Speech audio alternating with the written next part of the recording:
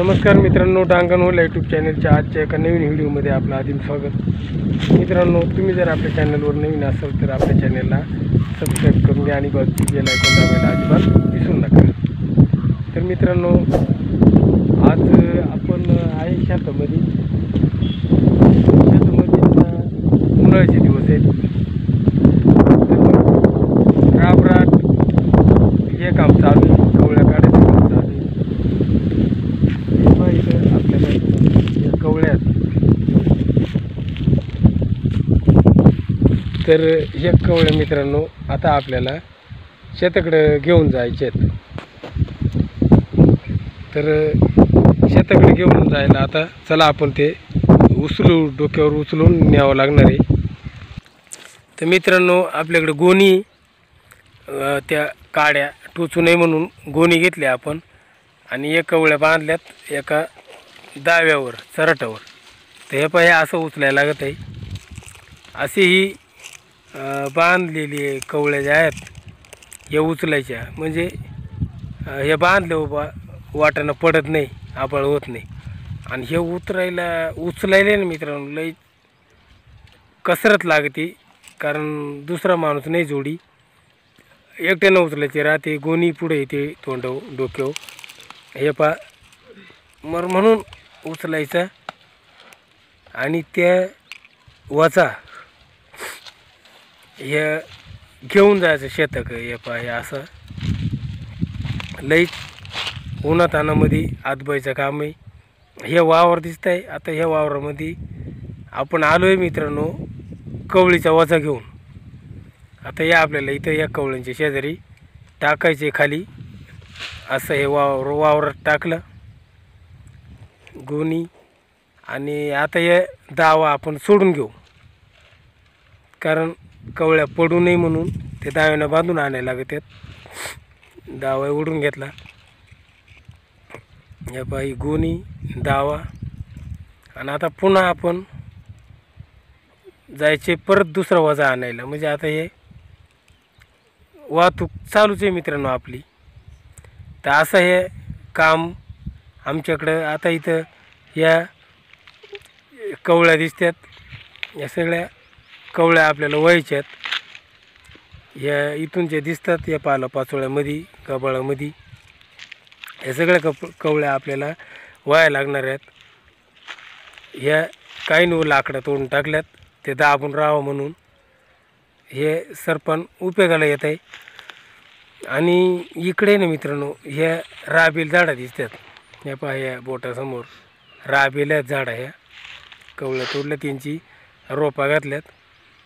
ह्या वावरांमधून आपल्याला हे पहा इकडे एक रोप दिसत आहे, ह्या अशी रोपं घातल्यात। हे पहा ह्या रोपे आणि अजूनही रोपं आपल्याला घालायला लागणार आहेत। हे एक रोप दिसत आहे आपल्याला इथं मित्रांनो। आता आपण ह्या 7-8 खेपा इथं कवळ्यांच्या टाकल्यात, हे रोपे। आणि आता ह्या एवढ्यामध्ये आपल्याला थोडा करायचे, तेव्हा एखाद्या वेळेस ह्या पुरावायची शक्यता आहे मित्रांनो। तर हे पहा ह्या इथं ह्या एवढ्या कवळ्या टाकल्यात आणि टाईम झाला आहे जवळजवळ 12:15 वाजलेत, उन्हाचा टाईम झाला आहे। तर मग आता त्याच्यामुळं आपण बंद करू आता ह्या वयाचा। एवढं रोप आहे आपला आणि ह्या एवढ्या कवळ्यांमध्ये असा इथवर यायला पाहिजे।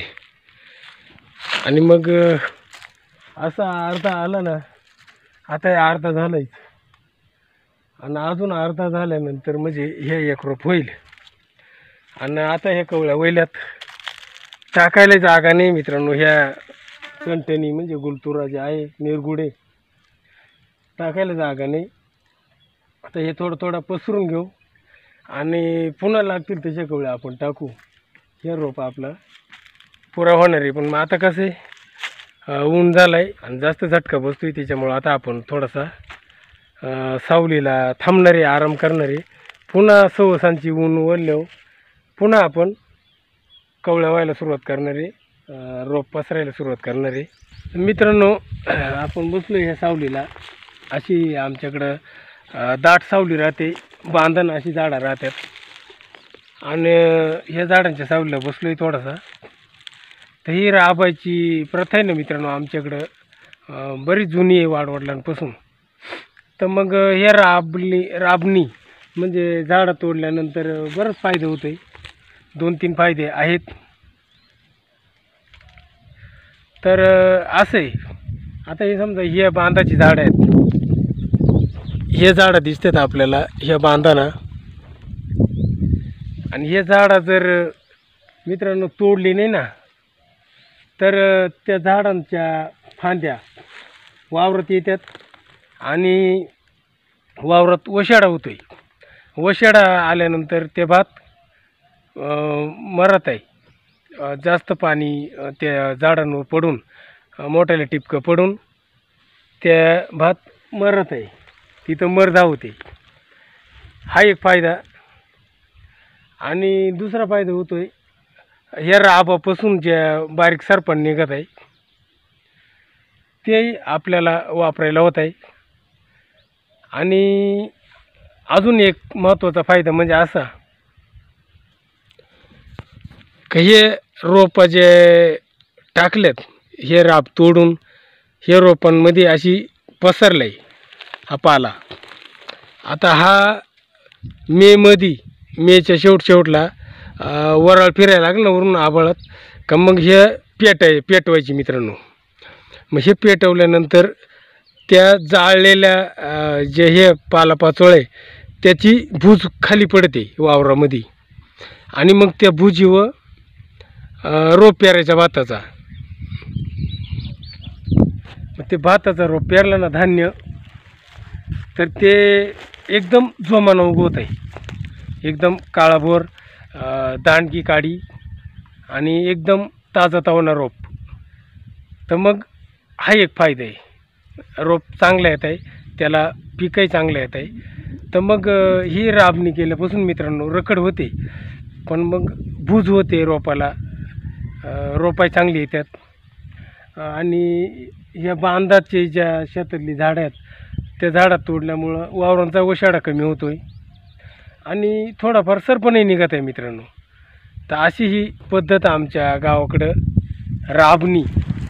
आता ही राबणी म्हणजे कसं आहे, लवकरच केल्या जाते. शिवरात्रीपासून राबणीला सुरुवात होते.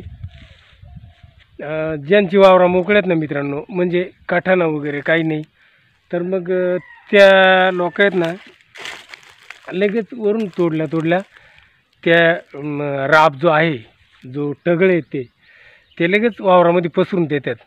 म्हणजे मग काय होतं आहे का वल्ल्यामध्ये रोपा चांगली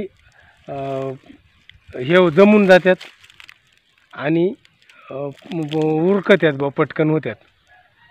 पण मग आताच ही जी राबणी म्हणजे आहे ना उन्हाळ्यातली, ते मित्रांनो ज्यांच्या वावरांमध्ये माल राहतात, मग कोणताही बा कठाणा म्हणा, गवार बरं म्हणा किंवा कोणताही माल, मग त्या वावर गुतवल्यानंतर, रोप घातल्यानंतर त्या वावर गुतत आहे, तिथं माल करता येत नाही.